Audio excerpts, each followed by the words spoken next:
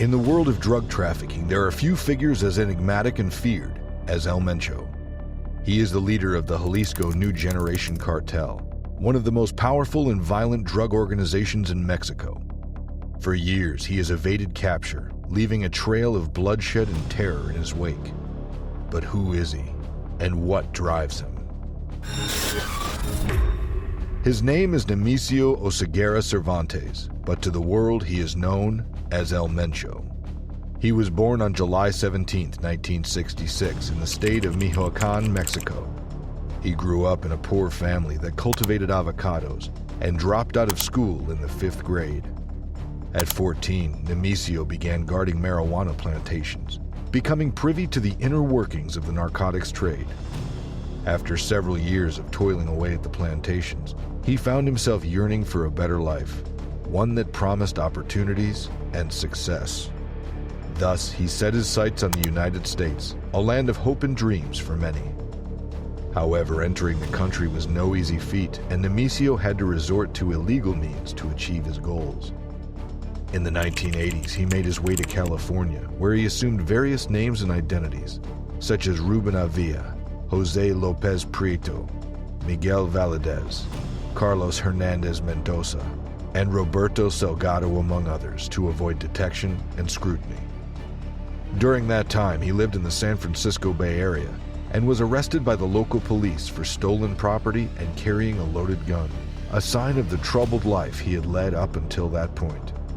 To make matters worse, just 2 months after his arrest, his first child was born, adding to his already mounting list of responsibilities. Despite these setbacks, El Mencho's desire for a better life persisted, and he crossed the U.S.-Mexico border several times during the late 1980s, using his slew of aliases to avoid detection.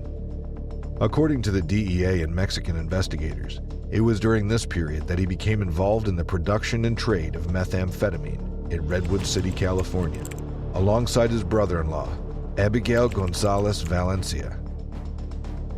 El Mencho's criminal exploits would not go unnoticed.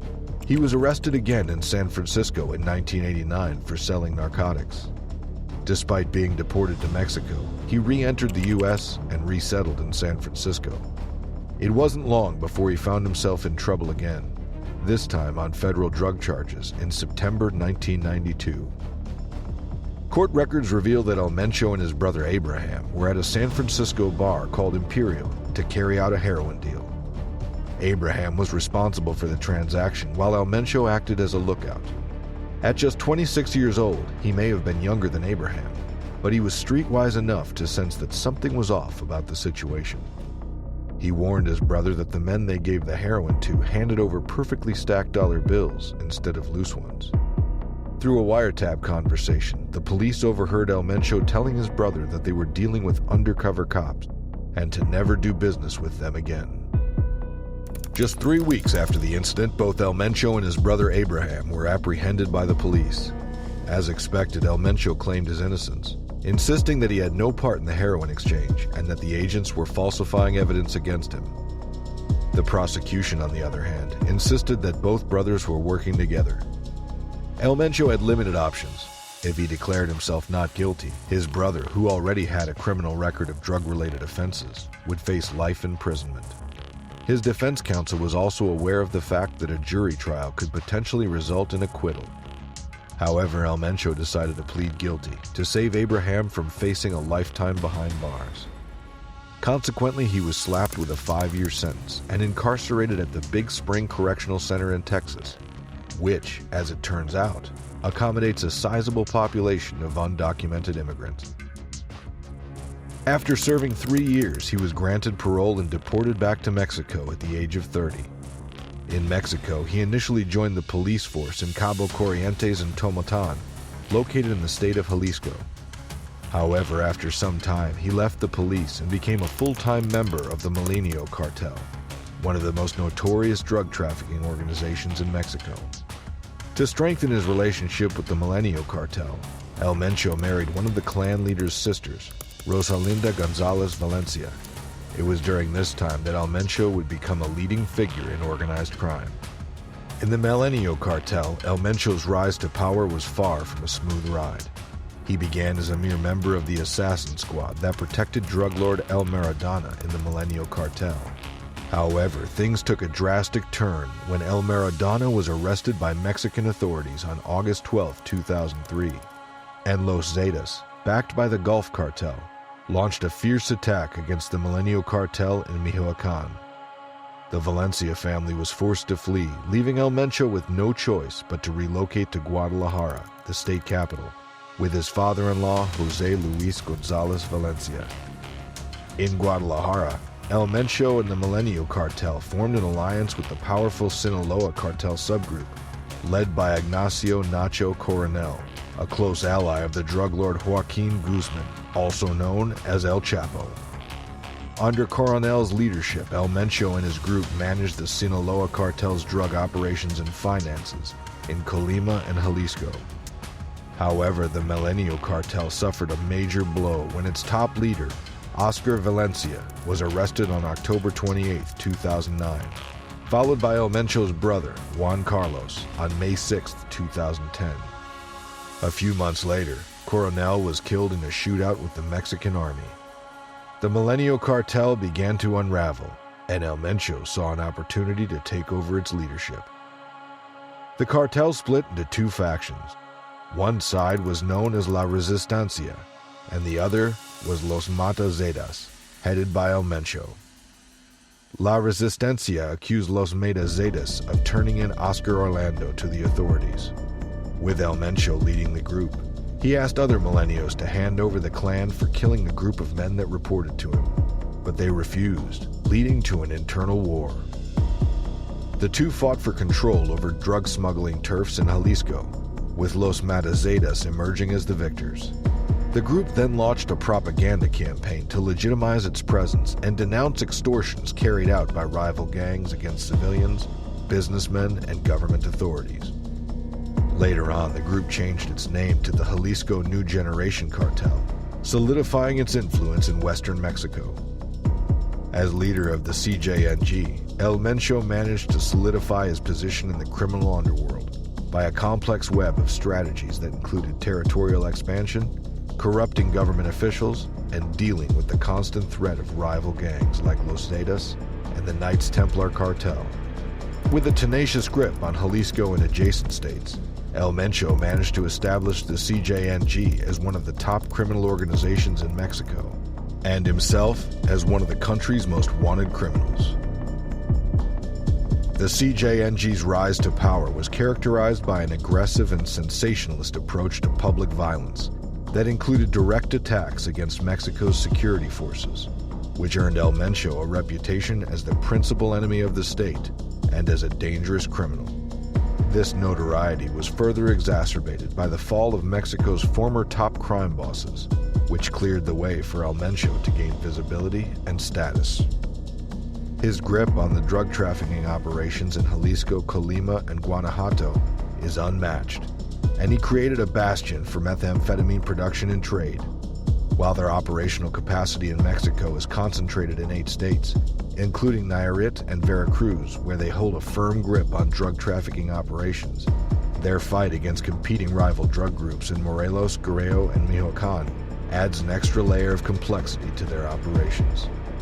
Internationally, the CJNG reportedly has ties with criminal groups in the US, Latin America, Europe, Asia, and Africa, with their focus primarily on trafficking cocaine and methamphetamine. This international network adds a level of perplexity to their operations, making it difficult for the authorities to track their movements and operations. The CJNG's success has translated into staggering wealth, with the government estimating that El Mencho's group has about $50 billion in total assets. This success was shared with his brother-in-law, Abigail González Valencia, who headed a drug trafficking group known as Los Cunis, allied to the CJNG. Abigail was later arrested by the Mexican Navy on 28 February 2015. But why is it so difficult to catch El Mencho? Since the 2000s, the DEA's Los Angeles office has been investigating El Mencho's criminal operations. In 2011, Mexico's Office of the General Prosecutor put out an arrest warrant for El Mencho, accusing him of illegal firearm possession and organized crime involvement. They offered a handsome reward of $100,000 for any information that leads to his arrest. 3 years later, Nemesio was indicted by the United States District Court for being the leader of a continuing criminal enterprise. On August 25, 2012, the Mexican Federal Police Unit in Tonaya, Jalisco, received an anonymous tip that an organized crime cell was present in a nearby rural community. Once the security forces arrived at the scene, a fierce exchange of gunfire ensued between the two groups, resulting in the death of 6 CJNG gunmen. Initially, rumors circulated that Nemesio had been apprehended, but the Mexican government later clarified that he had not been captured. In an attempt to avoid Nemesio's arrest, the CJNG used a series of highly coordinated tactics to block several highways and roads across the Guadalajara metropolitan area by setting at least 37 vehicles on fire. The strategy behind this move was to create blockades that would hinder the security forces' movements in Jalisco's capital, thus buying Nemesio time to escape. The CJNG positioned the blockades in strategic locations to prevent reinforcements from arriving or leaving Guadalajara, with the ultimate goal of providing Nemesio with a clear escape route. After the attacks had ended, the government confirmed that Nemesio was in the area and had managed to evade capture. Years later, on May 1, 2015, the Mexican government launched Operation Jalisco, a military-led campaign designed to combat organized crime groups in Jalisco and capture their leaders. The announcement followed a series of violent attacks from the CJNG in the preceding weeks. Intelligence reports indicated that Nemesio was in Tonaya on the day the operation was inaugurated, which prompted an offensive to capture him. As the security forces advanced to the location where Nemesio was purportedly hiding, a fierce gun battle erupted between law enforcement officials and CJNG gunmen.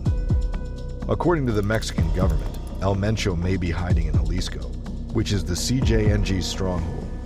Authorities believe that he moves frequently across various municipalities in Jalisco, as well as in the states of Michoacán, Colima, and Nayarit, without staying in one place for too long.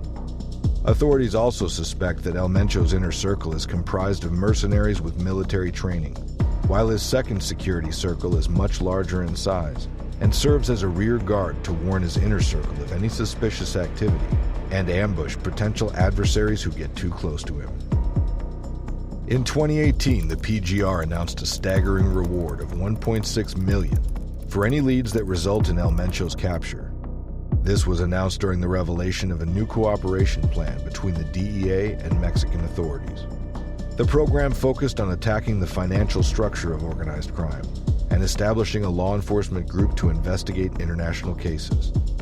The bounty was increased to a whopping $10 million in 2021 by the Departments of State, Justice, and Treasury, making it one of the largest approved in the history of the Narcotics Rewards Program.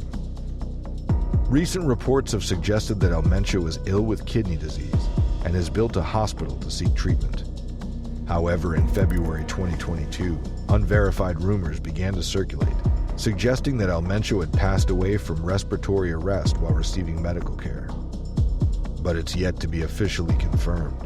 So, what do you guys think? Comment down below. Nemesio's story is a testament to the power and influence of drug cartels in Mexico. Despite being one of the most wanted men in the country, he has managed to evade capture for over a decade, thanks in large part to CJNG's vast network of informants and allies. It's unclear what the future holds for Nemesio and the CJNG, but one thing is certain: the Mexican drug war shows no signs of abating anytime soon.